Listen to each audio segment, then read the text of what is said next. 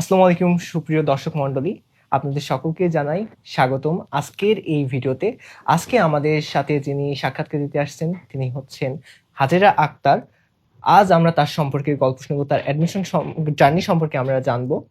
তো তার আগে বলে রাখি, হাজেরা কিন্তু ঢাকা বিশ্ববিদ্যালয়ের পাশাপাশি অন্যান্য বিশ্ববিদ্যালয়েও পরীক্ষা দিয়েছিলেন এবং তার কিন্তু জগন্নাথ বিশ্ববিদ্যালয়ে দ্বিতীয় মেধাস্থান এসেছিল। তো তার পরিচয়টা আমরা তার কাছ থেকে নিয়ে নিই। হাজেরা, তোমার পরিচয়টা দিয়ে দাও। আসসালামু আলাইকুম, আমি হাজেরা আক্তার। বর্তমানে আমি ঢাকা ইউনিভার্সিটির সোশ্যাল ওয়েলফেয়ার অ্যান্ড রিসার্চ ডিপার্টমেন্টে 24-25 সেশনে ভর্তি আছি। আর আমার পরিচয়টা যদি দেওয়া হয়, আমার বাসা, আমার জেলা কুমিল্লার দেবিদ্বার থানার একটি গ্রামে, প্রত্যন্ত একটি গ্রামে আমার বেড়ে ওঠা। তুমি ঢাকা বিশ্ববিদ্যালয়ের পাশাপাশি আমি যেমনটা বললাম জগন্নাথের দ্বিতীয়ত হয়েছিলে, তাই না? আর কোন কোন বিশ্ববিদ্যালয়ে পরীক্ষা দিয়েছিলে এবং সেগুলো মেরিট পজিশন ইউনিট সহ বলে দাও। আচ্ছা, ঢাকা বিশ্ববিদ্যালয়ের বি ইউনিট বাদেও আমি ঢাকা বিশ্ববিদ্যালয়ের এ ইউনিটে পরীক্ষা দিয়েছিলাম, সেখানে আমার মেধা এসেছিল 77তম। আর এছাড়া আমার জাহাঙ্গীরনগর ইউনিভার্সিটিতে মেধা ছিল বি ইউনিটে 90তম, সি ইউনিটে 90তম, আর বি ইউনিটে ছিল 12তম। এটা ছাড়া জগন্নাথে আমার মেধা ছিল দ্বিতীয় বি ইউনিটে, আর আমি পরীক্ষা দিয়েছি চট্টগ্রাম বিশ্ববিদ্যালয়, সেখানে আমার মেধা ছিল 138তম, সেটাও বি ইউনিটে। যাক, মাশাআল্লাহ, খুবই ভালো রেজাল্ট। আর আলহামদুলিল্লাহ। নিশ্চয়ই তোমার পরিবারের সদস্যরা তোমার উপর গর্ববোধ করেন তোমাকে নিয়ে। খুবই গর্ববোধ করে। এই যে তুমি ঢাকা বিশ্ববিদ্যালয়ে এখন একজন নিয়মিত শিক্ষার্থী, তাই না? 1 মাস হয়ে গেছে তো ক্লাসের। তো কেমন লাগছে ঢাকা বিশ্ববিদ্যালয়ে চান্স পাওয়ার আগে? তোমার এক ধরনের স্বপ্ন ছিল, এখন নিশ্চয়ই আর এক ধরনের অনুভূতি। তো কেমন সবকিছু মিলে কেমন লাগছে? অনুভূতি যদি বলতে যাই তাহলে আমি বলবো যে কিছুটা এক্সাইটেড। কারণ আগে ডাবিতে আমার ভর্তির অ্যাডমিশন জার্নি বা ভর্তি হওয়ার আগের অবধি সময়টা এরকম ছিল যে আমি যখন কলেজ লাইফে ছিলাম তখন আমার বিশ্ববিদ্যালয় সম্পর্কে এতটাও ধারণা ছিল না। সেখানে আমার ধারণাটা মূলত শুরু হয় কলেজের টিচারদের দ্বারা।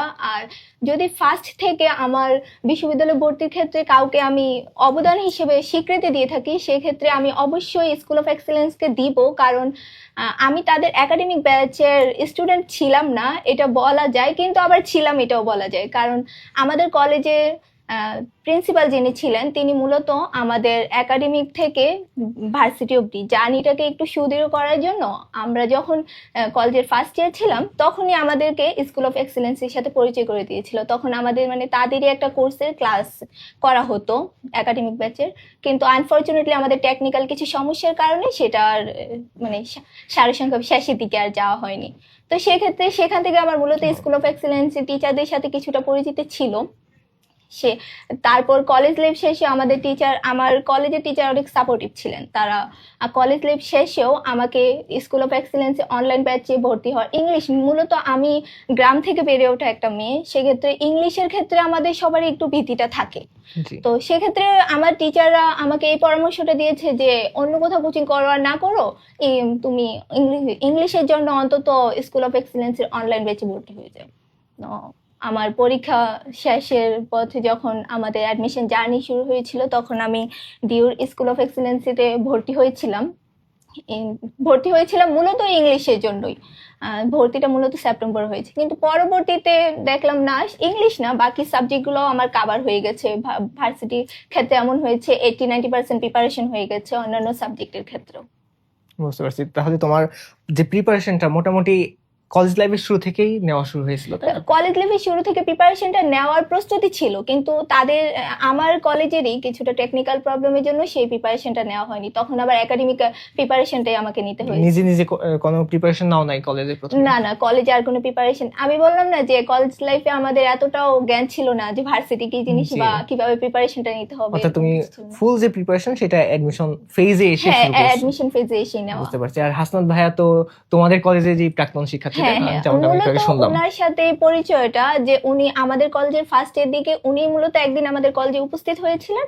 সেদিকে আমাদের কিছু একটা মানে পরীক্ষা নেওয়ার কথা ছিল ইংলিশের। মূলত আমাদের ভার্সিটিতে ভর্তি হওয়ার যেই মানে অবকাঠামোটা সেটা কি আসলে, বা আমার অ্যাডমিশন জার্নিতে আমার কোশ্চেন বা অ্যাডমিশন আমার কোশ্চেনটা কেমন হবে সেটা বোঝানোর জন্য তিনি আমাদের ইংলিশের একটা পরীক্ষা নিতে চেয়েছিলেন। মূলত সেখান থেকেই পরিচয়টা। বুঝতে পারছি। তো হাসান ভাইয়ের সাথে মোটামুটি আগে থেকে একটা পরিচয় আছে? হ্যাঁ, কলেজের একটা পরিচয়। হ্যাঁ, বুঝতে পারছি। তো তোমার যে প্রিপারেশনের বিষয়টা সেটা তুমি অ্যাডমিশনের প্রথম থেকে নিয়েছো বলছো, কিন্তু কিভাবে নিয়েছিল তুমি প্রিপারেশনটা? প্রিপারেশনটা কিভাবে নিয়েছিলাম, আসলে এটা একটা খুব গুরুত্বপূর্ণ কোশ্চেন, ধন্যবাদ। আমার অ্যাডমিশনের প্রথমে প্রিপারেশনটা এরকম ছিল যে ফার্স্ট 10-15 দিন আমি বুঝতে পারছিলাম না যে আমি কিভাবে শুরু করব, কি থেকে কি হবে। তারপর যখন আমি অনলাইন বেচের ক্লাসটা শুরু করলাম, তখন প্রিপারেশনটা কিছুটা আমি ফার্স্ট তো ভাইয়ারা বিভিন্ন বিশ্ববিদ্যালয়ের কোশ্চেন অ্যানালাইসিস করে, তো সেদিক থেকে আমার বোঝা হয়েছে যে কোশ্চেনটা কোথা থেকে আসতে পারে বা কেমন ধরনের কোশ্চেন আসতে পারে, আমাকে কোথা থেকে শুরু করতে হবে, কিভাবে শুরু করব। আর এতেই তাদের প্রত্যেকদিন ক্লাস করাটা, তারপর ডাইজেস্ট দেওয়া আমাদের, এছাড়া টাইম ম্যানেজমেন্টের জন্য একটা শীট দেওয়া ছিল যে আমি ডেইলি প্ল্যানার আনফরচুনেটলি বলে ওটাকে, এটা আমার বাড়িতে রয়ে গেছে, না হলে আমি নিয়ে আসতে পারতাম।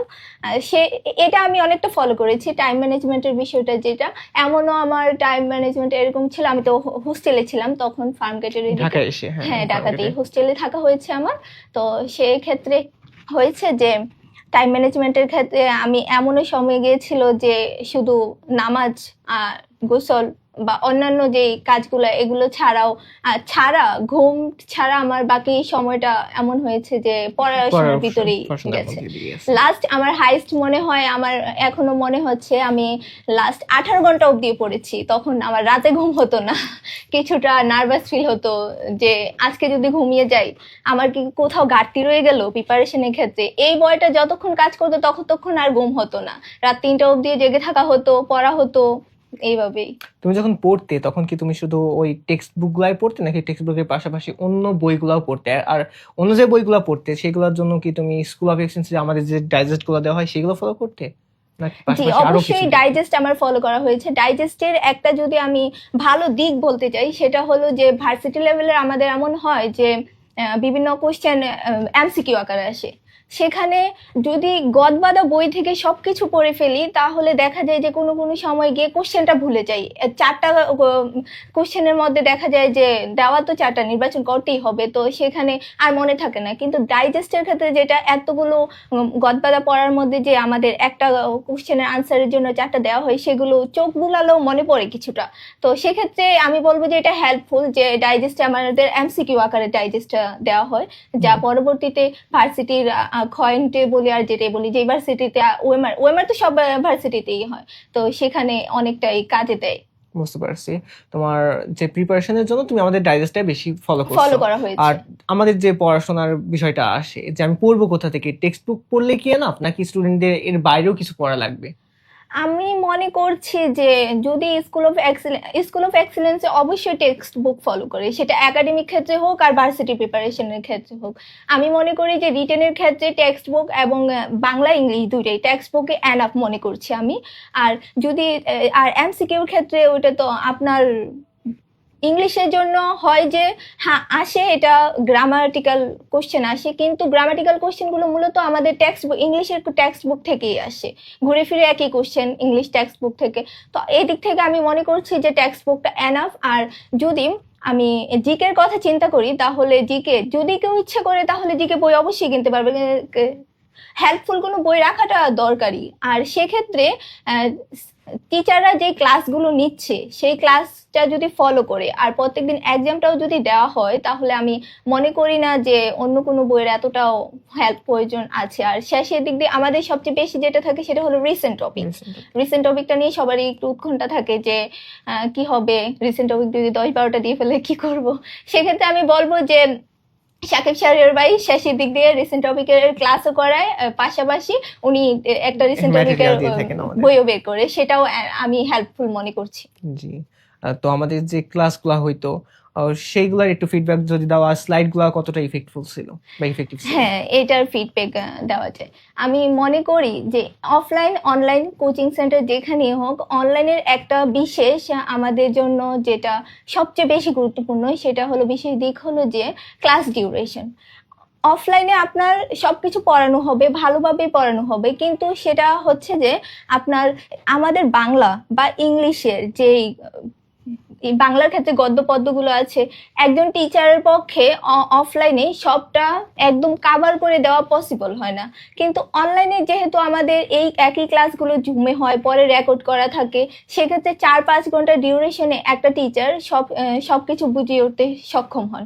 আর সবচেয়ে বেশি যেটা গুরুত্বপূর্ণ দিক সেটা হলো যে টিচারদের মেন্টালিটি।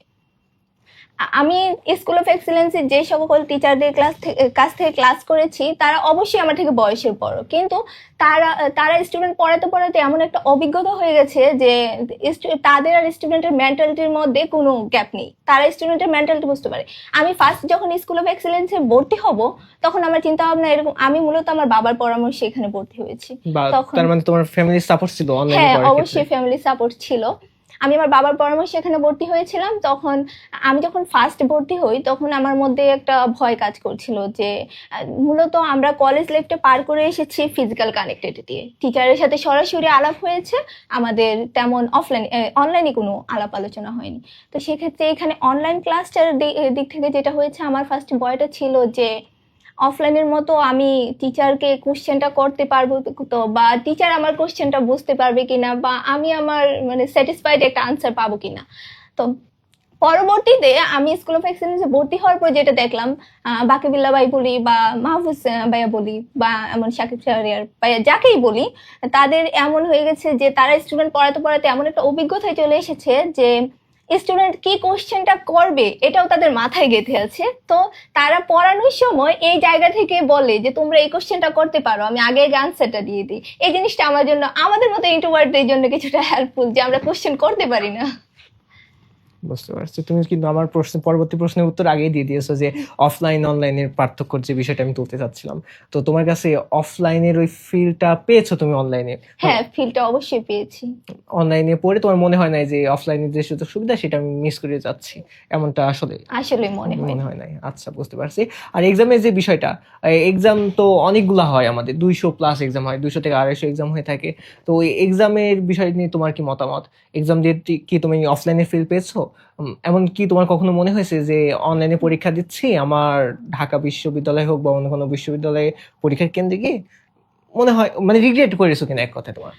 তো আসলে এটা একটা গুরুত্বপূর্ণ কোশ্চেন। আমি বলি, যখন অফলাইনে কোচিং এ আর অনলাইনে কোচিং এর মধ্যে একটা ডিফারেন্স তৈরি করা হয়, তখন এটা আসে যে অফলাইনে তো আমি ডিরেক্ট প্রশ্নটা পেলাম, ওএমআর আনসার করলাম, বাসায় এসে কোশ্চেনটা দেখলাম কি হতে পারে। তবে অনলাইনেও যে মানে এমন যে রিগ্রেট ফিল করবো যে অফলাইনের সেই ফিডব্যাকটা আমি পাইনি, এমনটা কিছু না।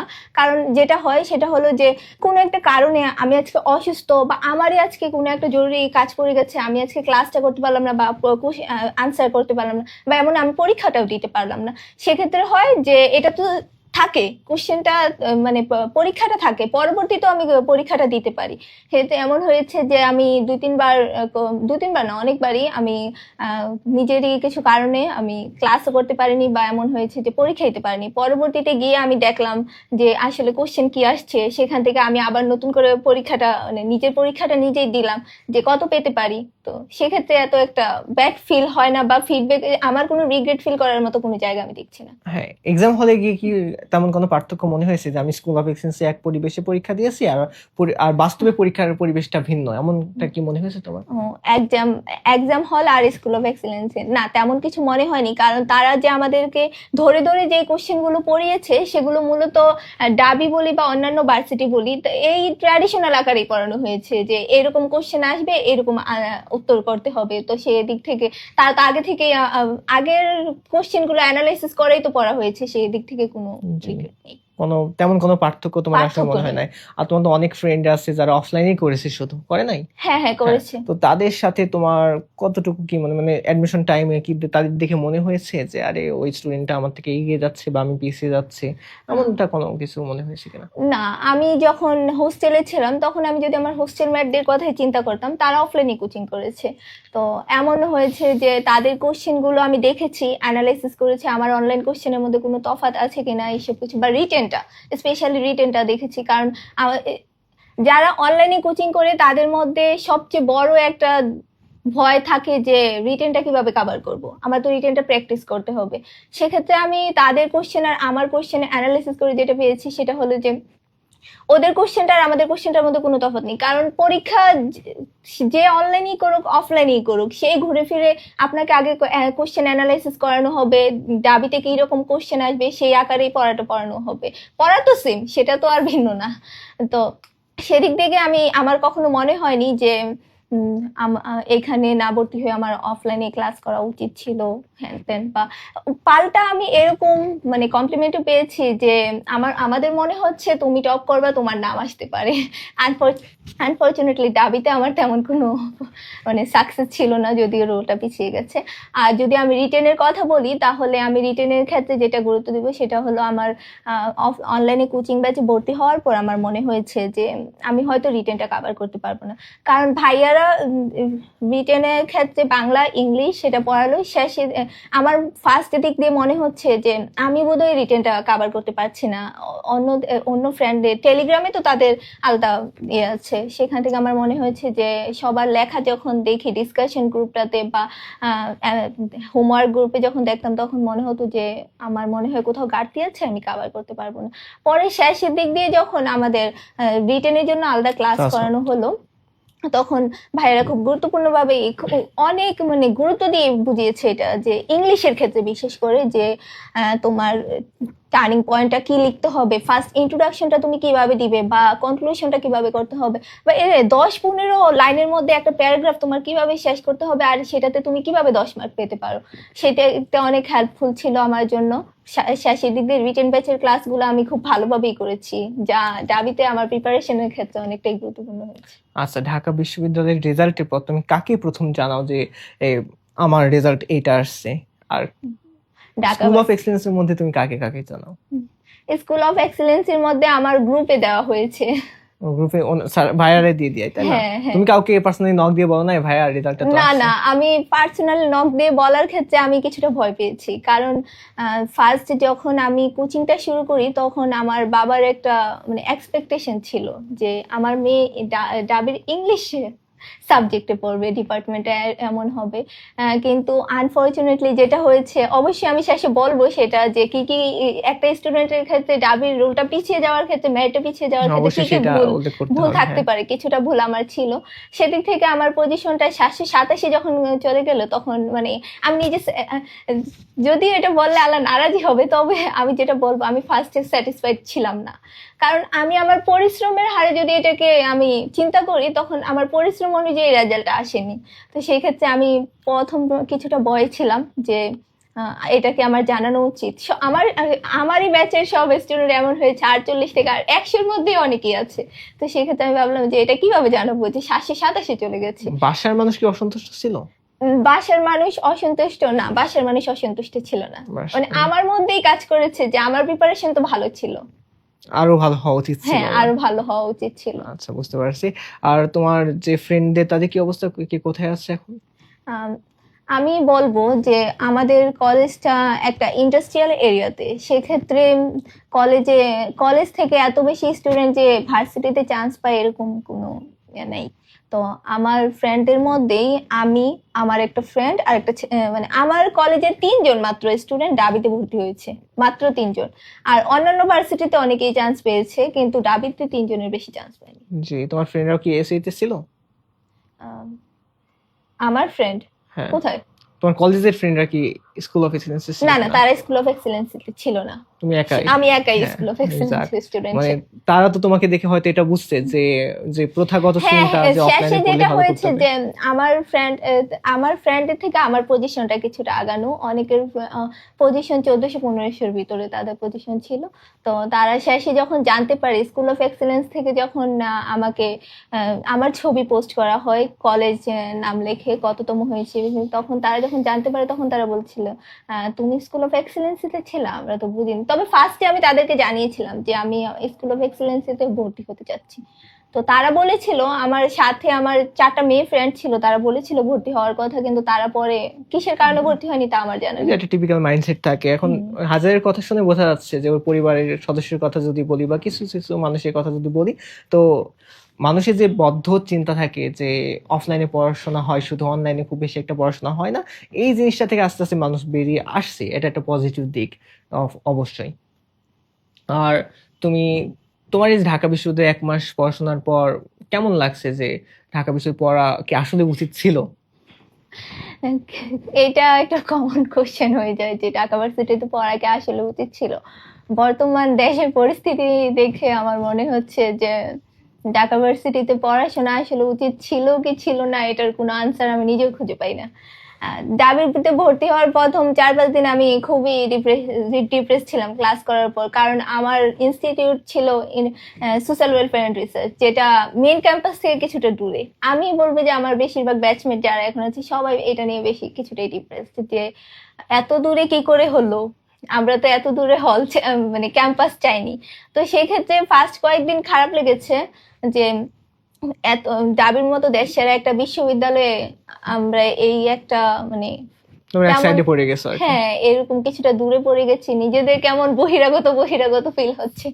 তো পরবর্তীতে যখন কলাভবনে যাই বা অন্যান্য ডিপার্টমেন্ট গুলো ঘুরে দেখি, তখন মানে সেই ডিপ্রেশনটা কেটে গেছে, কারণ নিজস্ব সেমিনার আছে, নিজস্ব সবকিছু আছে, ক্যাম্পাসে একটা নিরিবিলি পরিবেশ আছে, অন্যান্য ডিপার্টমেন্টে 4-5টা ডিপার্টমেন্ট একসাথে সেই নিরিবিলি পরিবেশটা পাওয়া যাচ্ছে না। সেক্ষেত্রে আমি স্যাটিসফাইড ডাবিতে পড়তে যাক, পেরে। আলহামদুলিল্লাহ। তুমি প্রথম দিকে বলছিলে আমাদের একটা কথা যে তুমি 18 ঘন্টা পর্যন্ত পড়েছো, অর্থাৎ দৈনিক 15-16 ঘন্টা এমন অ্যাভারেজ হয়েছে, পড়ছো, তাই হ্যাঁ। না? তো সেক্ষেত্রে তুমি এই মনোযোগটা কিভাবে ধরে রাখতে? মনোযোগ ধরে রাখার একটা বিশেষ দিক যেটা ছিল, আমি আমার একটা খারাপ দিকও এখানে তুলে ধরছি, সেটা হচ্ছে যে আমাদের যে ক্লাস ডিউরেশনটা থাকে, বিশেষ করে মাহফুজ স্যার ভাইয়ার, ওনার একটা ক্লাস থাকে যে বাংলায় 4 থেকে 5 ঘন্টা।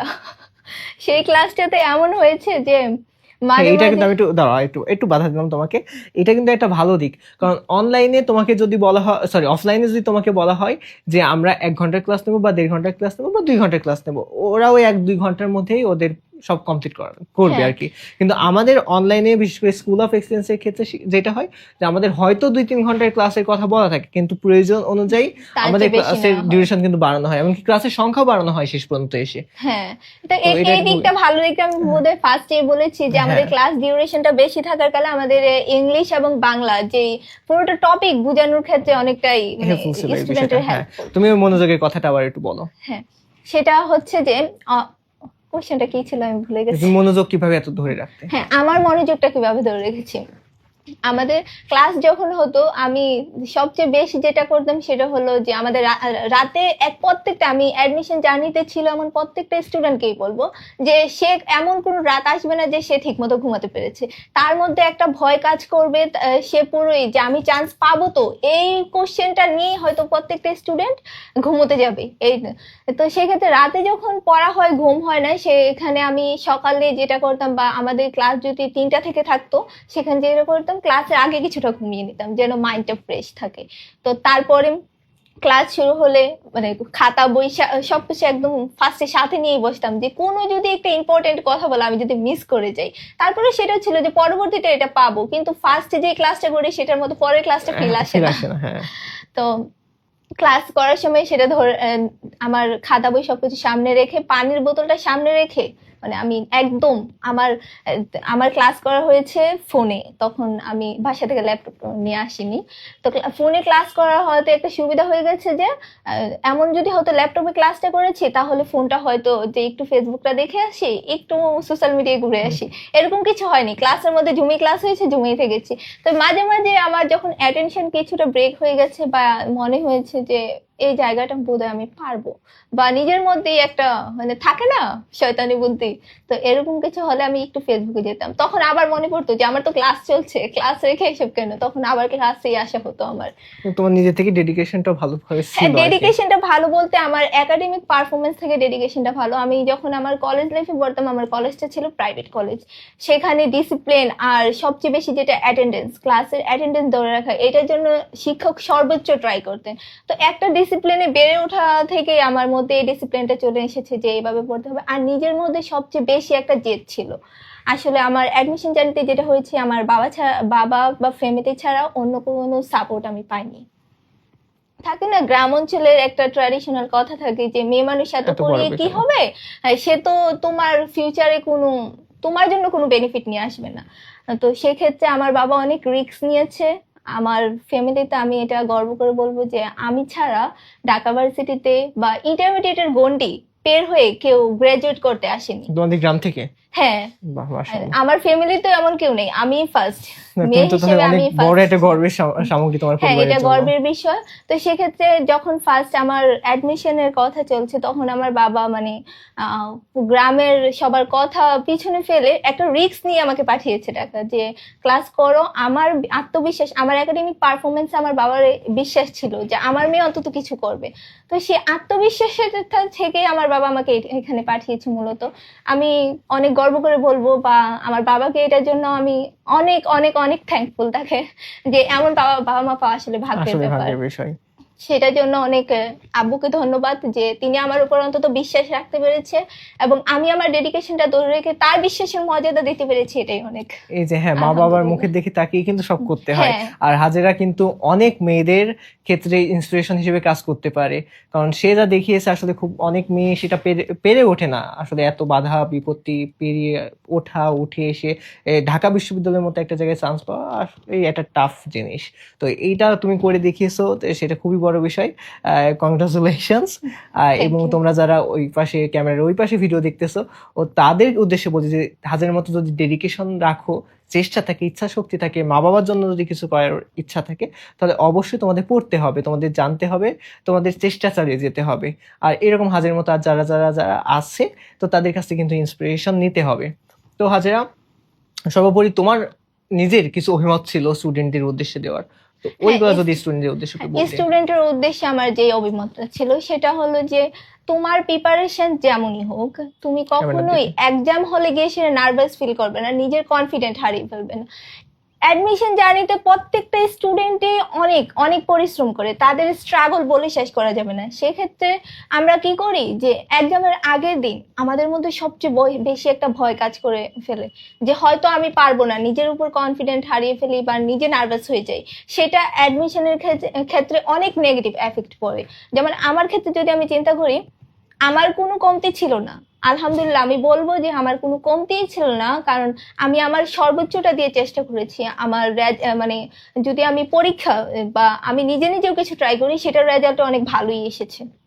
কিন্তু যেটা হয়েছে যে এক্সামের আগের দিন রাতে আমার নিজের মধ্যেই একটা উৎকণ্ঠা কাজ করছে, যে হয়তো আমি পারবো না, এত স্টুডেন্ট পরীক্ষা দিচ্ছে লাখের মতো, সেখানে কিভাবে টিকে থাকা সম্ভব, এত মেধা কি হয়ে গেছে। তো সেই দিকটা থেকে হয়েছে যে রাতে ঠিক মতো ঘুমাতে পারিনি। আর যেটা হবে সেটা হলো যে, পরীক্ষার আগের দিন রাতে না পড়াটাই বেটার, বেশি হলে 6টা থেকে 9টা, এরপর না পড়াটাই বেটার, নিজেকে রিল্যাক্স করার জন্য ঘুমিয়ে যাওয়া বেটার। কিন্তু সে রাতে আমার ঘুম হয়নি, না হওয়ার ফলে আমি পড়ছিলাম, আমি ঘুমিয়েছি মূলত 2টা থেকে 3টা সময়টা। সকালেও আমার নিজের মধ্যে কেমন একটা মানে নার্ভাস ফিল হচ্ছে, যে হয়তো আমি পারবো না, আমার এমনও মনে হচ্ছে যে পরীক্ষা না দেওয়াই বেটার, কারণ আমার প্রিপারেশন নেই এরকমটা। তারপর আমি বাবা মায়ের সাথে কথা বললাম, আব্বু আম্মু বললো যে হ্যাঁ তুমি এটা টেনশন করার কিছু নেই, হলে হবে, আর এটা আল্লাহ ভরসা, হয় সেটা তো আমরা খুশি, যদি না হয় তাহলে তোমার ভাগ্যে ভালো কিছু ছিল, সেটা তো আমরা খুশি হবো, এটাতে কোনো ঝামেলা নিয়ে না, তুমি মূলত সবকিছু জেরে ফেলে দিয়ে পরীক্ষা দিতে চাও। তো আমি পরীক্ষা দিতে গেলাম। আমার পরীক্ষার হলে সেন্টারে গিয়ে যেটা হলো, যে আমি অত্যাধিক মাত্রায় স্টুডেন্ট দেখে ভয় পেয়ে গেলাম। এই ভয়টার ফলে আমি ওএমআর যখন দিল, তখন যেটা করলাম, যে আমার পাড়া জিনিসের মধ্যে আমি 6টা কোশ্চেন এমসিকিউ ফেলে চলে এসেছি। মানে এক্সাম হলেই আমার এই ভয়টা কাজ করছে, যে কনফিউশন, যে এটা হবে কি হবে না, এটা আমি জানি এটা সঠিক, তারপরও মানে নার্ভাস ফিল থেকে আমার এর মধ্যে একটা কনফিউশন চলে এসেছে, যে যদি এটা দেই তাহলে কি নেগেটিভ আমার মার্কটা কাটা যাবে। তো সেক্ষেত্রে আমি 6টা কোশ্চেন ফেলে চলে এসেছি। আসার পর পরীক্ষা দিলাম। আসার পর যেটা হলো, যে বের হয়ে আমি আগে কোশ্চেন, আমি আইসে বের হয়ে আমি আগে দেখছিলাম যে স্কুল অফ এক্সিলেন্স থেকে সমাধান দিচ্ছে কিনা, কারণ আমার তো কোশ্চেন দেখতে হবে আমার কয়টা হয়েছে। তো সেক্ষেত্রে যখন দেখলাম যে ওই 6টা কোশ্চেন আসলে সঠিক ছিল, তখন কিছুটা মনটা ভেঙে গেল, যে হয়ে যেত। হ্যাঁ, এই 6টা কোশ্চেনের জন্য তো আমার পজিশনটা অনেকটাই সামনে চলে আসতে পারতো, যেখানে একটা কোশ্চেন ভালো করলেই 100 মার্ক সামনে চলে যায়, সেখানে তো এটা অনেক বড় ব্যাপার। তো এই দিকটা থেকে আমি অনেকটাই বলবো যে স্টুডেন্টের মধ্যে নিজের কনফিডেন্ট হারানো যাবে না, আর যেটা হলো এক্সাম হলে গিয়ে নার্ভাস ফিল করা যাবে না, কনফিউশন থাকাই যাবে না, এটা জানি যে এটা সঠিক মানে দাগাই দিয়ে চলে আসবো, কিন্তু ছেড়ে আসা যাবে না, ছেড়ে আসে সারা জীবনের জন্য আফসোস। তো এই দিকটা আমার পরবর্তীতেও এফেক্ট পড়েছে। আমার ডাবির রেজাল্টের পরে আমি বাড়ি গেলাম, যে আমার আর পড়ায় মন বসলো না। বাকি যে ভার্সিটিতে আমি অ্যাপ্লাই করেছি এক্সামের জন্য, সেটাতে আমার আর মন বসেনি। আমি অন্যান্য ভার্সিটির কথা যদি বলি, পরে আমি না পড়ে এক্সাম দিয়েছি, কারণ আমি ভেবেই নিয়েছি যে যদি ডাবিতে না হয় তাহলে অন্য ভার্সিটিতে কি করব, পড়বই না, আর পড়ার দরকার নেই। বাবা মায়ের যদি মান রক্ষাই না করতে পারি তাহলে আর হবে না। তো পরবর্তীতে দেখলাম যে অন্যান্য ভার্সিটিতে যেগুলো প্রিপারেশন ছাড়া পরীক্ষা নিয়েছি, আলহামদুলিল্লাহ এগুলো ভালো হয়ে গেছে, কিন্তু ডাবিটা আমারই কিছুটা ভুলের ফলে হয়তো পজিশন আল্লাহ পিছিয়ে পাকের গেছে। ইচ্ছা ছিল যে তুমি এখানে তারপর পড়ে বের করবা। আলহামদুলিল্লাহ হয়তো এটা বেটার ছিল, তাই আল্লাহ হ্যাঁ, দিয়েছেন। আল্লাহ পাকের ইচ্ছা হয়তো এটাই। তো তোমার মার্কগুলো কত, কোন সাবজেক্টে কত ছিল? আমার মার্ক এমসিকিউ প্লাস রিটেন, ঠিক আছে? মানে আমার মার্কটা কি ডাবির মেইন মার্কটা বলবো? হ্যাঁ, সেখানে আমার জিকেতে ছিল 23, বাংলায় ছিল 21, 23, আর ইংলিশে ছিল জিকেতে 23, বাংলায় 21, আর ইংলিশে মেবি 19 ছিল। 19। এমসিকিউ আর রিটেনটা যদি আলাদাভাবে বলতে। এমসিকিউ বাংলা ইংলিশের মধ্যে 10-এর উপরেই ছিল। বাংলা আচ্ছা, এটা আবার নিচ্ছি, তুমি এমসিকিউর মার্ক এবং রিটেন মার্ক আলাদা আলাদা বলবা, ঠিক আছে? হ্যাঁ, সাবজেক্ট ওয়াইজ। আচ্ছা, আমি আবার প্রশ্নটা করব, ঠিক আছে? আবার প্রশ্নটা করতেছি, তারপর বলো। আচ্ছা, আচ্ছা, তোমার শেষমেশ একটা প্রশ্ন তোমার কাছে আমার জানার আছে, সেটা হচ্ছে তোমার কোন সাবজেক্টের আচ্ছা, শেষমেশ তোমার কাছে আমার একটা প্রশ্ন আছে যে তোমার কোন সাবজেক্টে কত ছিল এমসিকিউ প্লাস রিটেন? এমসিকিউর ক্ষেত্রে বলি যদি, তাহলে বাংলায় মেবি 11 আমার এমসিকিউ ছিল, আর ইংলিশটা মেবি 10 এরকম কিছু ছিল। অনেক আগের তো, তাই এতটা খেয়াল নেই। আর রিটেনের মেবি বাংলাতে ছিল 12, ইংলিশে 10ই ছিল। 10। আর জিকে? জিকে 23। 23। আচ্ছা, টোটাল কত আসছে? টোটাল এসেছিল 64 মেবি এরকম। আচ্ছা, 64। যাক, বেশ ভালো করছো আল্লাহর রহমতে। আর 20 মার্ক যদি যোগ করি তাহলে 84 পয়েন্ট সামথিং হয়। আচ্ছা, যাক, মাশাআল্লাহ। কখনো হতাশ হওয়ার দরকার নাই। আল্লাহ পাক যার জন্য যেটা রেখে দিয়েছেন, রিজিকে হ্যাঁ, যেটা আছে যেটা যার সেটাই জন্য হবে। বেটার সেটাই হবে। তো স্টুডেন্টদের জন্য তুমি শেষমেশ কিছু একটা বলে দাও। স্কুল অফ এক্সেলেন্স এর জন্য যেটা শেষমেশ কিছু বলতে চাই, তাহলে বলবো যারা অফলাইনে কোচিং করছে, যারা অফলাইনটা বিশ্বাস করছে, অবশ্যই অনলাইন অফলাইনে এটার মধ্যে কন্ট্রোভার্সি করার আমার কোনো ইচ্ছেই নেই। যারা অফলাইনে কোচিং করছে তো সেটা তাদের জন্য বেটার, কিন্তু যারা অনলাইনে কোচিং করছে বা স্কুল অফ এক্সেলেন্সকে নিজের আদর্শ হিসেবে ধরে নিতে চাচ্ছে, তাদের থেকে আমার যেটা থাকবে যে ক্লাসের টিচারের প্রত্যেক দিনের রেগুলার পড়া, তাদের যে আমাদেরকে অনেক ডিরেকশনই দেয়, সেই ডিরেকশন মেনে চলা। তারপর কোনো কোনো প্রশ্ন থাকলে বা নিজের মধ্যে, আমি তো ছিলাম কিছুটা ইন্ট্রোভার্ট, যার কারণে এত কোশ্চেন করিনি। তবে অনলাইনে যেটা এটা একটা গুরুত্বপূর্ণ দিক, যে তোমার যদি কোনো কোশ্চেন থাকে তুমি অবশ্যই সেটা করবে। ধরো যে সবাই কোশ্চেন করছে, আমি কোশ্চেন করব না, আমি নিজের মধ্যে গুটিয়ে থাকবো, তাহলে তোমার ভালো রেজাল্ট করা সম্ভব না। নিজের মধ্যে কোশ্চেন আছে, করে দিবে, কারণ এখানকার টিচাররা খুব ভালোভাবেই কোশ্চেনগুলো অ্যানালাইসিস করে। আর তোমার কোশ্চেন করার আগেই টিচার এমনও হবে যে টিচার নিজেই কোশ্চেনটা বলছে যে তোমার এরকম কোশ্চেন আছে, আমি এটা সলভ করে দিচ্ছি। তো শেষে আবার জিজ্ঞেসও করা হয় আমাদের ক্লাস শেষে যে কারো কোনো কোশ্চেন আছে কিনা। স্পেশালি কারো কোনো কোশ্চেন থাকলে বা পড়া না বুঝলে, একাডেমিক বিষয়ে কোনো কোশ্চেন থাকলে সেই কোশ্চেনগুলো করতে পারে। অবশ্যই তুমি সেই বিষয়ে কোশ্চেন করবে, আর অবশ্যই ডাইজেস্ট বা টাইম ম্যানেজমেন্টের ডিরেকশন বা ওএমআর এর যে বিষয়টা, সেটা হলো তোমার অন্যান্য ভার্সিটিতে প্রচুর কাজে দিবে। ওএমআরটা এমন অনেক হয় যে অফলাইনে যারা কোচিং করে তাদের তো সমস্যা নেই, তারা পরীক্ষা দেয় ওএমআর শিটেই, কিন্তু অনলাইনে যারা কোচিং করে তাদের ক্ষেত্রে একটা ভয় থাকে যে আমি তো ওএমআর এ পরীক্ষা দিচ্ছি না, তো আমার কি কোনো ভুল হবে। তো সেক্ষেত্রে তারা যে ওএমআর শিটটা দেয়, সেটাও যদি আমি প্রত্যেকদিন নিজের পরীক্ষাটার ক্ষেত্রে ফিল আপ করি, তাহলে নিজের মধ্যে কনফিউশনটা দূর হয়ে যায়। আমার রোল রেজিস্ট্রেশন বা এটাতেই যেটা হয় যে ওএমআর এ ভুল হওয়ার সম্ভাবনাটা কম থাকে। তো সেক্ষেত্রে আমি বলবো এই সব কিছু ফলো করা, স্কুল অফ এক্সেলেন্স টিচারদের ডাইরেকশন ফলো করা, তাহলে অবশ্যই একটা ভালো রেজাল্ট করা সম্ভব। স্কুল অফ এক্সেলেন্স কিন্তু প্রয়োজনীয় সকল ম্যাটেরিয়াল দিয়ে থাকে, হ্যাঁ, বই, সকল ম্যাটেরিয়াল, পেন, টি শার্ট, তারপর যা মানে স্টুডেন্টদের আকর্ষণের সব জায়গায় দেয়। সব জায়গায় আবার এটা প্রয়োজন যেটা থাকে সেটাও কিন্তু স্কুল অফ এক্সেলেন্স পূরণ করে থাকে। এবং যে শুধু আমাদের পড়াশোনার মাধ্যমে আমাদের সাথে কানেক্টেড তারা এমনটা না, তারা আমাদের যে কোনো পরামর্শ দিয়ে সবসময় আমাদের পাশে থেকে উইকলি বা মান্থলি আমাদের যে সেশনগুলো হয়, টিচার অবশ্যই টেলিগ্রামে যখন আমরা যুক্ত ছিলাম, কারো কোনো সমস্যা বা কারো এমনও হয়েছে যে স্কুল অফ এক্সেলেন্স এর টিচাররা বা ভাইয়ারা ফ্যামিলির সাথেও কথা বলেছে যে টিচারের মার্কের এই অবস্থা, বা ফ্যামিলি ফ্যামিলিগত কোনো সমস্যা থাকলে যেটার কারণে তার একাডেমিক লাইফে এফেক্ট পড়ে গেছে, সেক্ষেত্রে সমাধান দেওয়ার চেষ্টা করেছেন। এটা অনেকটা ভালো দিক, একটা স্টুডেন্টের জন্য ভালো দিক যে টিচারের সাপোর্ট সে পাচ্ছে। আর পড়তে পড়তে অনেক সময় যে সমস্যা ধরা পড়ে, তার জন্য কিন্তু আমাদের আলাদা টেলিগ্রামে সেকশন হ্যাঁ। আছে, ডাউট সলভের। তো ওইখানেও কিন্তু আমরা চাইলে যে কোনো সমস্যার সমাধান পেতে পারি পড়াশোনা কেন্দ্রিক। তো এগুলো আশা করি হেল্পফুল ছিল তোমার জন্য। তো ধন্যবাদ হাজেরা তোমাকে আসার জন্য, আমাদের স্টুডেন্টদের উদ্দেশ্য করে তোমার গল্পটা শেয়ার করার জন্য। দেখা হবে অন্য কোনো দিন, অন্য কোনো সময় তোমার সাথে। আর তোমরা যারা শিক্ষার্থীরা আছো, চেষ্টা করবা সবসময় আমাদেরকে ফলো করার, আমাদের সাথে থাকার। ইনশাল্লাহ তোমাদের জন্য আমরা সবসময় সেরা জিনিসই নিয়ে আসবো। তো দেখা হচ্ছে পরবর্তী দিন পরবর্তী কোনো স্টুডেন্টের সাথে। ততদিন ভালো থাকো, সুস্থ থাকো। আল্লাহ হাফেজ।